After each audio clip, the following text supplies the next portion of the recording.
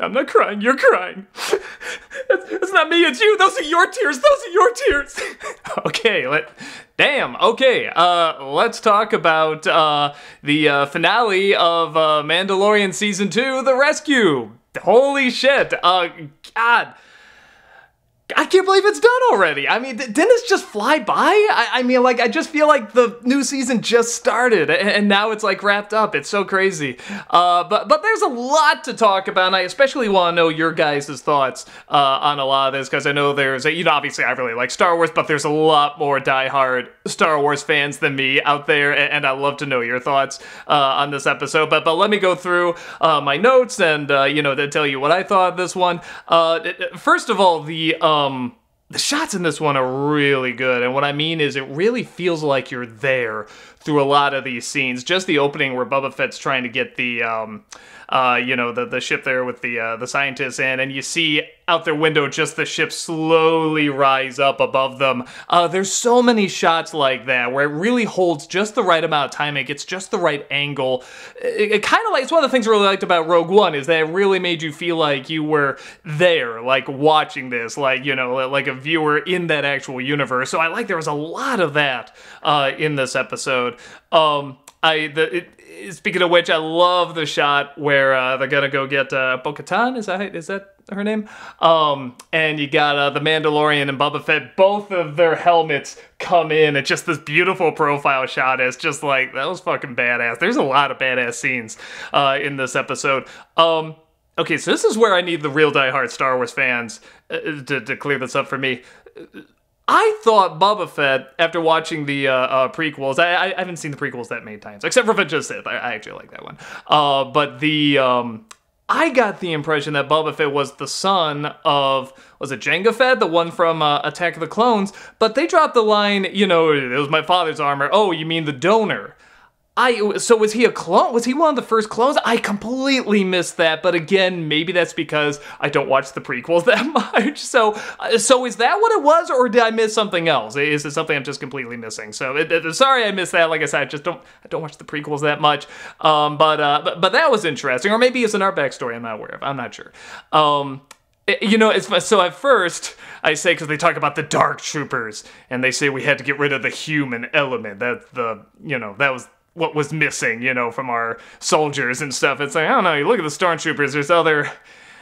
Is that why they miss all the time? Because there's people in there? I don't know. But I was thinking to myself, well, wait, why didn't they use droids before? And then I thought, I'm like, well, wait, they did in the prequels. They used droids, and I guess they weren't that good. And then I have later on, I say, oh, that's why they didn't use droids before and they're using these droids now, because holy shit, these Dark Troopers are really fucking cool. And I just remember the droids that were just making all the bad jokes and puns and stuff like that, and they were just so easily defeated. Even the Jar Jar race defeated them, so I'm just like, okay, this is a serious upgrade. So they're freaking cool, but we'll get to that in a second. I like the plan that they used to get inside the ship. I like the idea of they confiscate or is it Empire still? I don't know what they are right now. But they confiscate the ship, and they make it look like Boba Fett is chasing them. And then he kind of disappears, which I thought was a little odd. I thought that there's a couple things that aren't wrapped up in this that I guess are being saved for the next season, but it's one of those things where I'm like, man, for such this epic wrap-up, there's a few loose ends that they didn't tie up. So I'm curious what they're going to do with him, if he's going to come back or whatever. And again, really loving him in the role. I remember when they had him dub in the special editions, they had him dub Boba Fett's voice. It just sounded a little... It just didn't sound right. He's no good to me, dead. And it just didn't quite sound right. I don't know if his voice wasn't there yet or what, but man, now seeing him...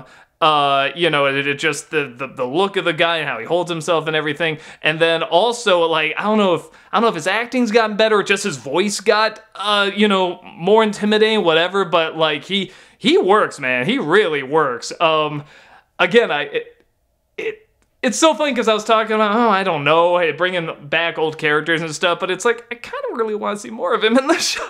I want to know, how did he get out of the pit, if they're ever going to address that, or if not, just like, what's he going to do now? I mean, what's kind of like his goal or whatever? So Again, I like his kind of sidekick with Ming-Na Wen there, so I'm really curious what they're going to continue to do with him. This show really turned me around on that in terms of bringing in other characters.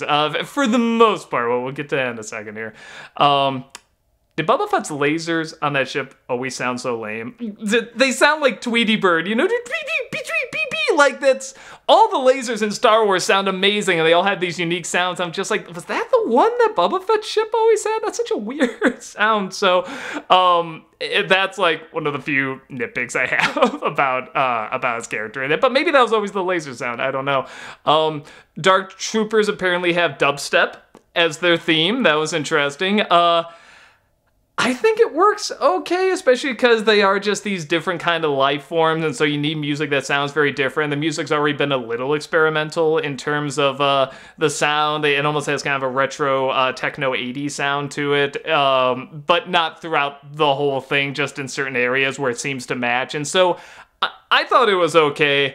I'm curious what you guys think. Do you think, that sound doesn't belong in Star Wars or whatever? I kind of dug it, but like I said, I'm not sure. I doubt, with everything else that happened in this episode, I don't know if people are going to talk about that much. I love the build-up to the Dark Troopers, because, I mean, we've seen them once, you know, during a really big scene, taking Grogu away, and the build-up to them, you know, just them, you know, the little wire snapping, the smoke going, them stepping out, and you see, you know, the heroes breaking in and shooting the lasers, getting closer and closer, and just as they're getting closer and closer, you see the Dark Troopers just, you know, like arming up and turning in perfect unison. They look intimidating. Pretty good effects, too, on them. I mean, they gotta be CG, and it's funny because a lot of CG... in the old days, it used to be, you know, if you had an effect, you'd have to shoot in the dark or during a storm or something, so you couldn't see, you know, whatever, the wires or how, you know, fake it really is. But with CG, it's usually the opposite. You want very well lit so you can see the details on it. And stuff in the dark usually looks a little weird. But with this, maybe because they're supposed to be plastic or metal, whatever, they look good. They don't really look that fake. It's one of those things where I'm like, okay, I know it has to be, you know, CG. I don't think there's any other way to really do this, but yeah, it's one of those things where I'm like, they looked pretty impressive, and they moved very intimidating. I love...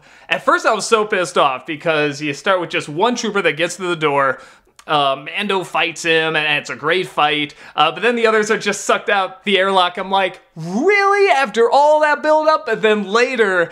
they fucking fly back, and I'm just like, oh, that was fucking brilliant, man. Like, I love when they build up, yeah, sorry, it's a letdown, just kidding, and they give you what you want. I love that. I love, the first Avengers movie did that, when Hulk punches that giant, whatever, metal squid thing, and they're making it look like that's gonna be the end, and no, it's just starting. I love it. I love anything that does that, when it does that at the right moment.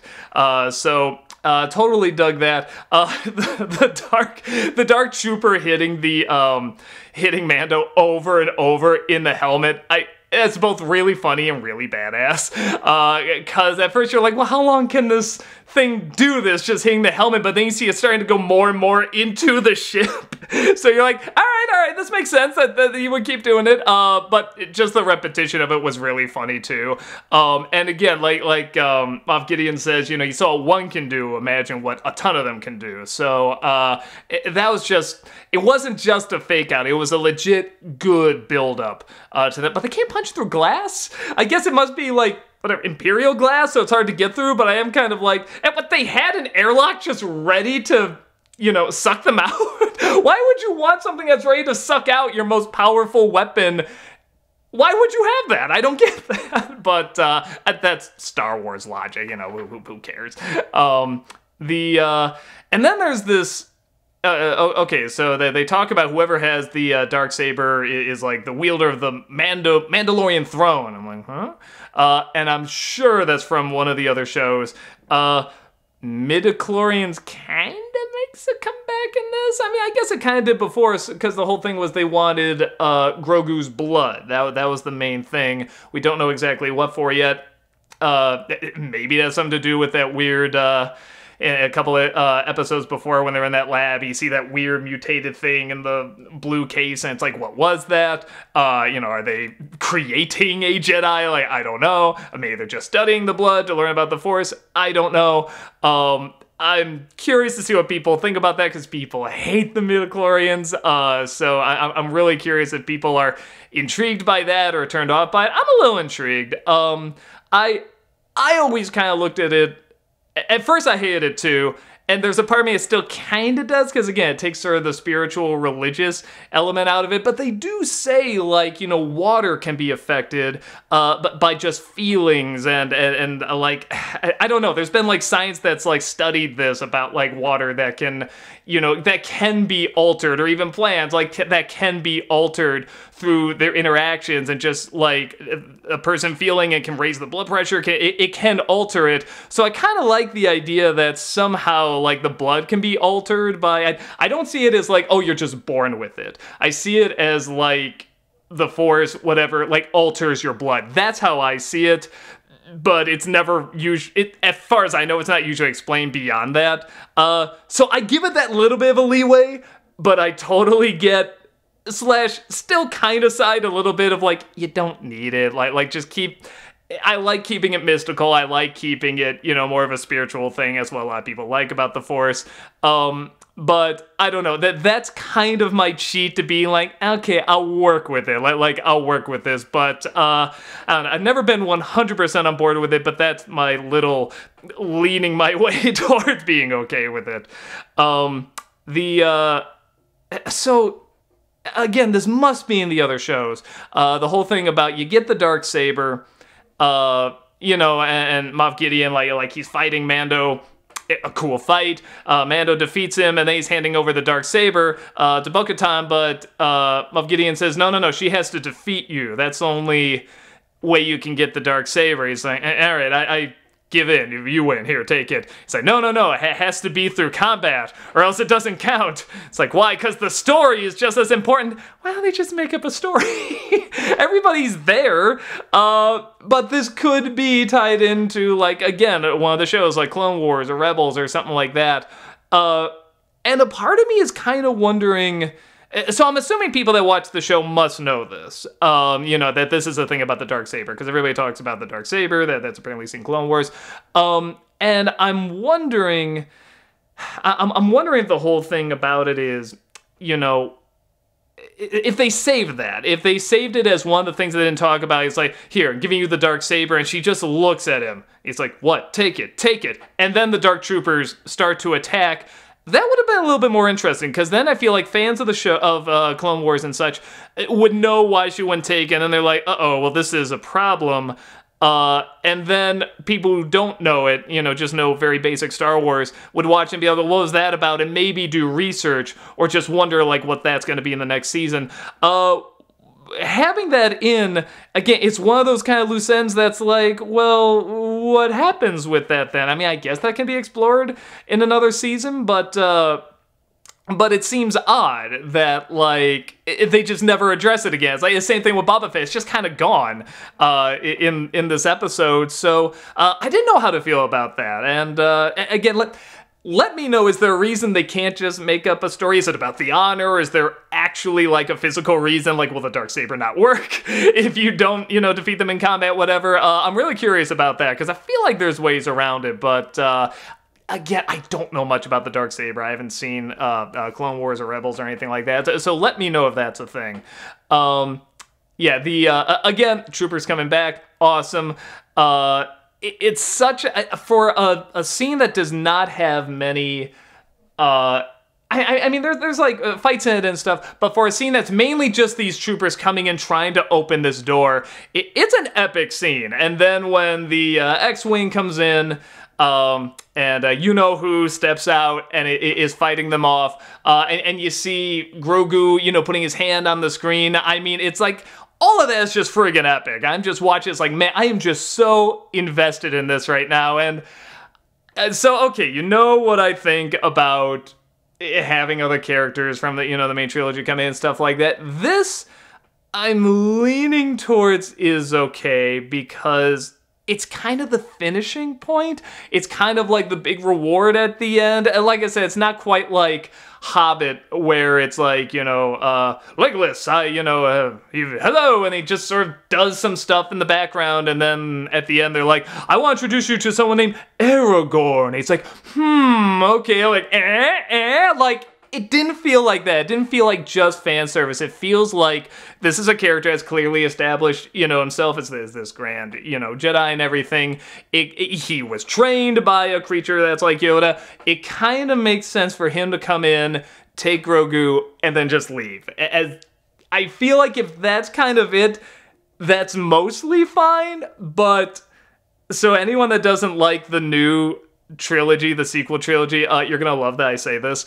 I think it's a problem because we know what comes next. We know what's going to happen to Luke Skywalker. Not necessarily what happens to Grogu. I don't know. I can't see them killing out Grogu or anything like that, but we know what's going to happen to him in the other movies, so that mysticism is kind of gone for this kind of ending. If I didn't know... If all I knew about Luke was what we knew in Return of the Jedi as the last we saw him, and then he shows up here, I'd be like, yeah, that's a good ending. Like, that actually legit works. But because we know what happens later, it does kind of suck out a little bit of the epicness. It does not feel as appropriate to end on that. But again, we don't know what they're going to do with it. There's so many things in this show where I was like, I'm not liking that, I don't know. And then they just completely turn it around for me and just make me so invested. So I'm up into it. So this is another thing I got to be careful about. Because, all right, so when I saw Rogue One and they showed Peter Cushing back from the dead, there he is. I said it's a very impressive effect, but, it's still not 100% convincing. Like the mouth was a little off. Sometimes some of the features were a little too sharp. And man, when I said that, people were like, fuck you, it was the greatest effect ever made. He was back. There he was, and you shut up, They were just so angry.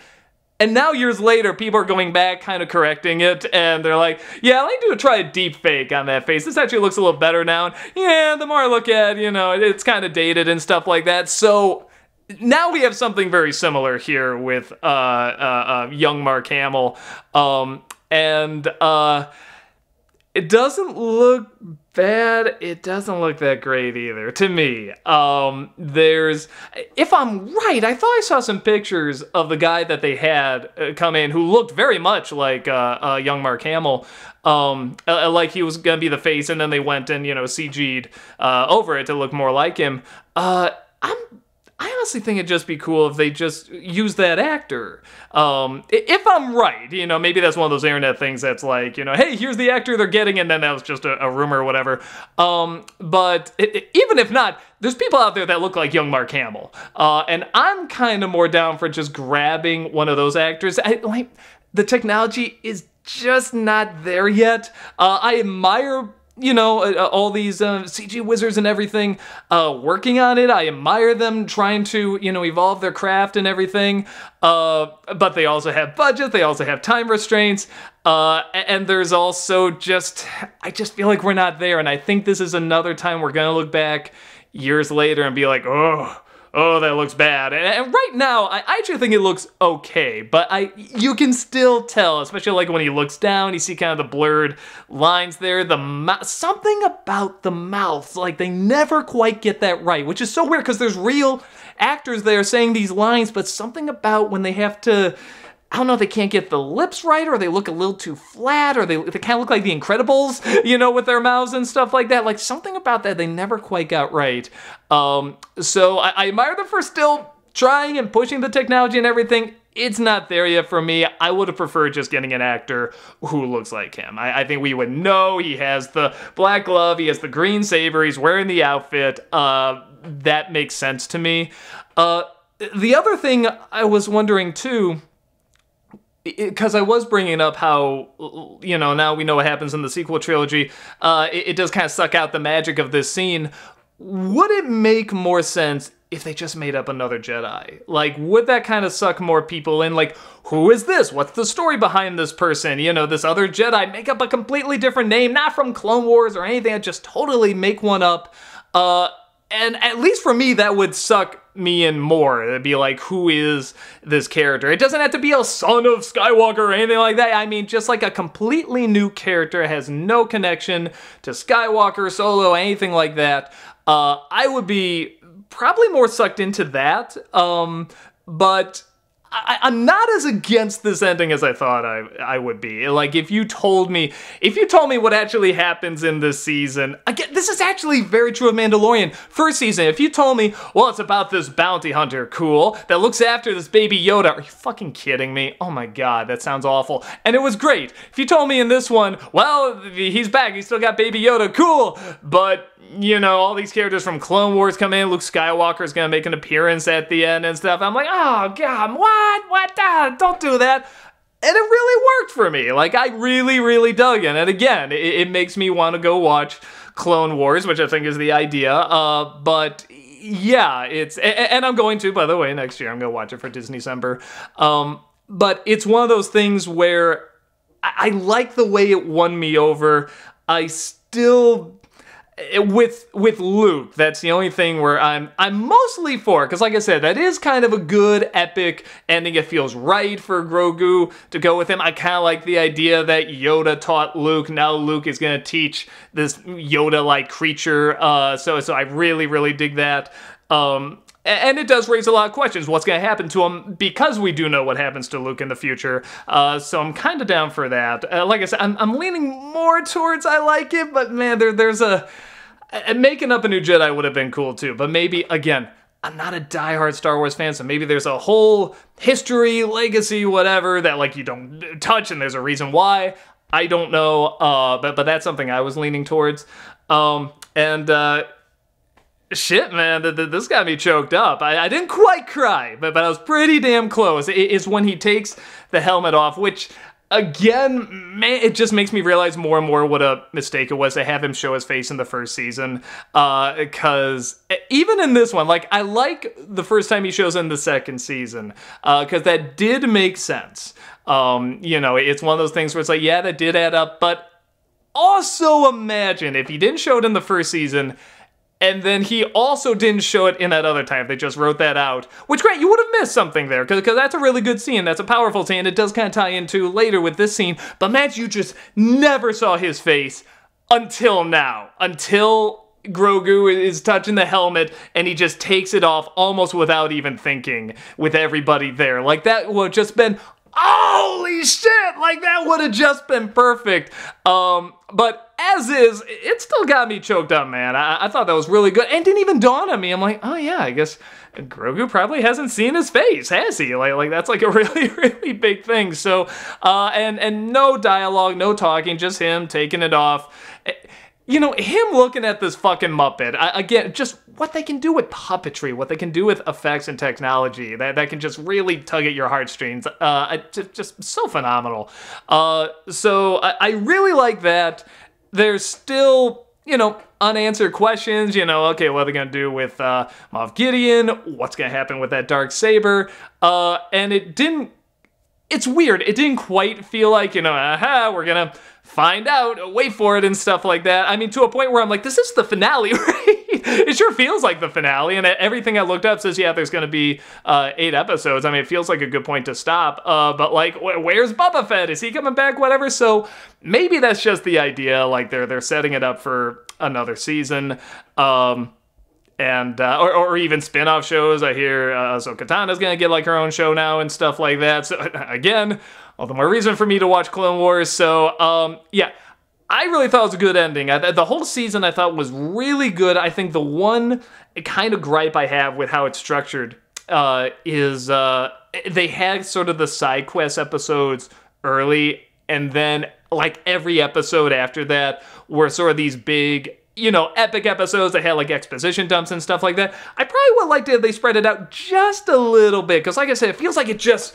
went by so fast, and I think that's because they had it kind of split up like that. I would have liked if they spaced them out a little bit, like have one that's kind of a side quest, then one that drops information, then whatever, the one with the spiders and stuff like that, and then one with, you know, Ahsoka Tano and stuff like that. So, that's like my one nitpick. It's not even like a huge gripe, But yeah, I still love this show. I want to see what's gonna happen. I feel like all the stuff that I was like, man, I don't know if that's gonna work, like they really came through on, and just really for the most part changed my mind about. So I really, really enjoy it. So yeah, let me know, what did you think of this episode? What did you think of Luke coming back and that effect as well? What do you think of the, you know, the loose ends that are still, you know, out there that need to be concluded, you know, in another season or another spin-off series? And what did you think of the season in general? I really, really liked it. I mean, like I said, this is kind of the new Star Wars thing I'm into. That again, it gets me excited for Star Wars again. Like the sequel trilogy was kind of doing that. Then Rise of Skywalker kind of shot that for me, and Solo and a few other things. But this is really getting me back into it. So let me know what you think, and I will see you next time. Take care.